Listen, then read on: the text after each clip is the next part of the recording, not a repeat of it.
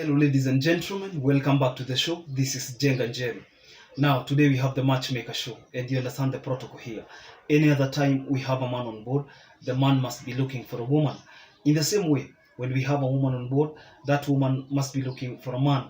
But because today we have a man, I will tell you the kind of woman he is looking for. But before then, if you're watching us for the first time, this is the Matchmaker show. We help men and women to get matches. And the moment they get the right ones, they meet their destinies. So you're not lost.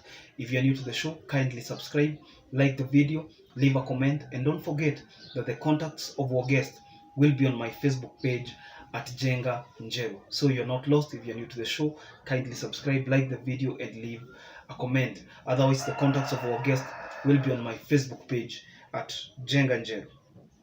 Our guest on today's show is a 44-year-old man from Meru County, Igonji, and our guest is working and living in Qatar. It happens that most of the time, the questions that feature prominently on the show are questions like, why are you single? What kind of a person are you looking for? And why are you single? I mean, we have to understand the reason why one is single before we can engage them. After all, different people are single for different reasons. Now, reasons are not bound to the decision-making process of why people will choose you or not, but rather to understand the kind of person you are, whether you've been married before, whether you've never been married, whether you have been in a relationship, whether you are the problem or the other person was the problem. That is not what we are looking for. What kind of a personality do you have? Our guest on today's show is Mr. Chris Mutweri.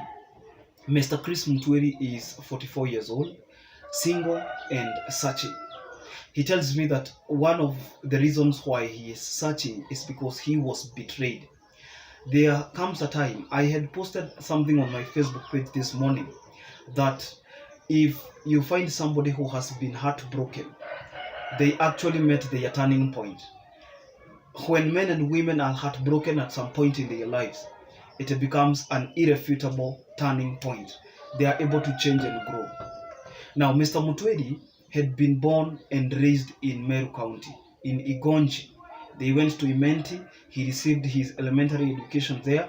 However, he was not able to move out of that place to the city. I'm not saying that if you move out of your birthplace to the city, you are successful. What I'm saying is, he was not exposed to other parts of the world. He was not exposed to other regions. He had not gone to Nairobi. He was never seen in his uncle's or in his auntie's house. He never even sought for employment outside of Meru. So he got into a relationship with a woman who had come from Embu, and that woman had been now working in Igonji. Si yeye amesomea Igonji, wakaenda Imenti alafu akarudi Igonji tena.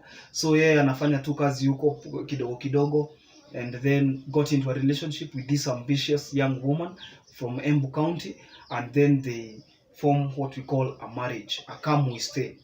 This woman, according to Chris, she was very, very ambitious. In fact, I want to put it how he did. He said the woman was over ambitious. So yeye anashinda complain, oh, wewe una maendeleo, wewe sijui nini nini, wewe nini nini, because I asked him, why were you left? Uliachwa kwa nini? Madam alienda kwa nini? So at the end of the day, they got two kids, two girls, and the girls are 9 and 13. Na akasema sasa mambo ikifika hapo, ati haoni kama Mtweri ataweza kuwasomesha na kuwapeleka to higher levels of learning.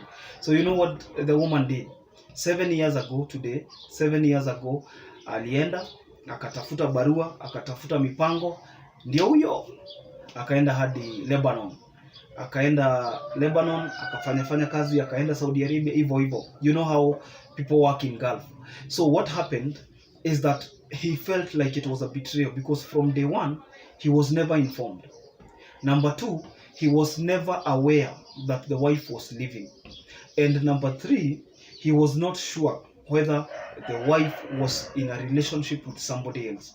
What he says is that the wife, now ex-wife, thought that Chris Mutweri was not as ambitious as she would have wanted. So she sought her way out, akaenda Lebanon, akakuja tena, akamaliza contract, akakuja tena. So it has been a back and forth for the last 7 years. And the guy said, you know what, is heartbreak enough, is embarrassment enough. Watoto wameenda kwa shosho yao, kwa kina Madam Embu, and he's now left alone. So what was the honorable thing for him to do? It was to work hard, to work on himself. So this is his 2.5 year since he went to Qatar.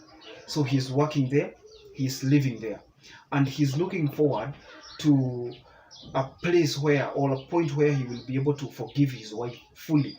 Anasema yeye move on na maisha yake, but it was not easy, because there is nothing as painful as the moment you think that somebody is having your back, but all of a sudden the person is gone, the person is normal, the person is not communicating. And nikamuuliza, ulikuwa umetoa mahari na nini nini? Hapana. Unajua kwa kina msichana nimewahi once. Maybe those are some of the things that make partners give up on you.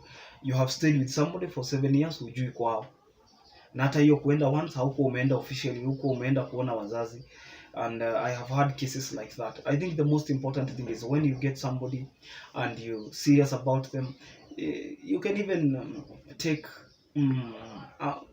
something, just show some commitment. Go with friends and family. You can go out there, no matter how small you commit yourself with, you will never be hated for that. There is even a Kikuyu proverb, murashi mweti mutunyani. Like a person who takes little is not a thief. Si mtu wa kukatana mali. And I think that is one of the problems. And he has repented. I'm asking him, so what happens if you get another madam? Are you going to repeat the same story? He told me, now look, it's been 2.5 years. He has not taken alcohol. It's been 2.5 years. He has not been into a relationship. It's been 2.5 years of retention. He has not been with another woman. And he has been focusing on his life.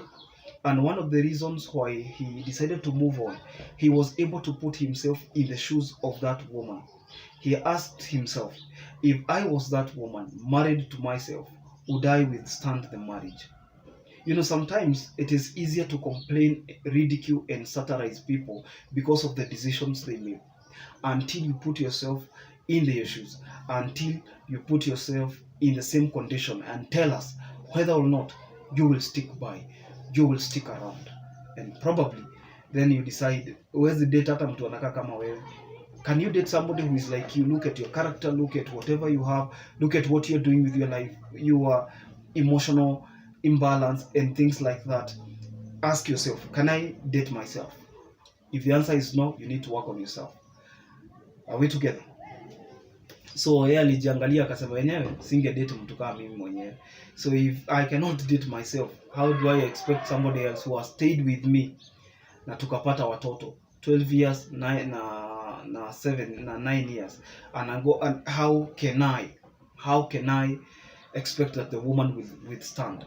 So amemsamehe, he's been looking forward to get in touch. Anasema huyo madam Chris Mtwiri is his real name. So if you are Joy, the wife is Joy, this is a message I've been sent. If you are Joy, you are Chris Mutwiri's wife at some point, you went to Lebanon, you come from Meru, or you come from Embu rather, and you had gone to Igonji to work, and that marriage didn't work. Chris has forgiven you for leaving him. He says he deserved. He was not developmental in his agenda. He was not outright. He has asked for forgiveness. And so he said, you are free to move on. If you want to get married, please do.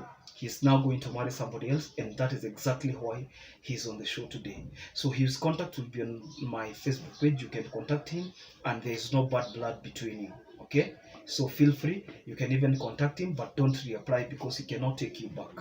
You can also move on with your life because that's what you chose to do. And he wishes you nothing but the very best. And to your daughters, the very best. That's what he told me to say. He's an emotional man, you know that. He can cry if he comes to the show, and he doesn't want to do that. He wants to showcase strength.